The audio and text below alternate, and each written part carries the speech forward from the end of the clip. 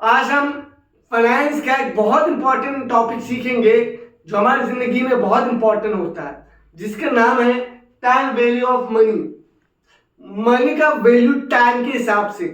हमें पता है, किसी ने मुझसे कहा, क्या कहा, आज मुझे 100 रुपए देना, मैं आपको 10 साल के बाद 200 रुपए करके दे दूंगा, डबल करके दे दूंगा।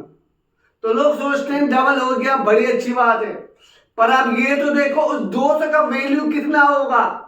जो आज मैं 100 रुपए में सामान ले पा रहा था, 100 रुपए में मैं आज जो पेट्रोल भर पा रहा था, क्या मैं उस 200 में पेट्रोल भर पाऊंगा 1 लीटर? 100 रुपए में आज मैं 1 लीटर भर पा रहा था, आज से 10 साल बाद जब वो मुझे 200 देगा तो क्या मैं उस 200 से पेट्रोल भर पाऊंगा कि नहीं? तो इसी को कहते हैं टाइम वैल्यू ऑफ मनी। कि मनी का टाइम के हिसाब से क्या वैल्यू होगा। मनी का वैल्यू हमेशा परचेजिंग पावर से होता है कि वो उस पैसे से हम क्या खरीद सकते हैं, उसको हम कहते हैं उस मनी का वैल्यू। टाइम के हिसाब से उस मनी का वैल्यू क्या होगा वो आज हम सीखेंगे।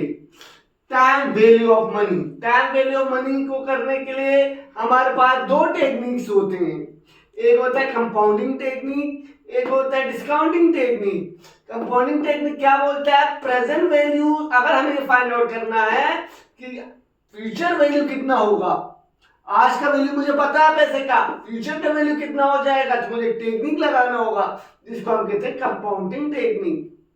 अगर हम फ्यूचर का वैल्यू मुझे पता है और मुझे ये पता लगाना है उसका आज के वैल्यू कितना होगा, तो एक टेक्निक लगाएंगे जिसको हम कहते हैं डिस्काउंटिंग टेक्निक। तो ये जो टेक्निक है अगले क्लासेस में हम जरूर पढ़ेंगे, इन डिटेल पढ़ेंगे।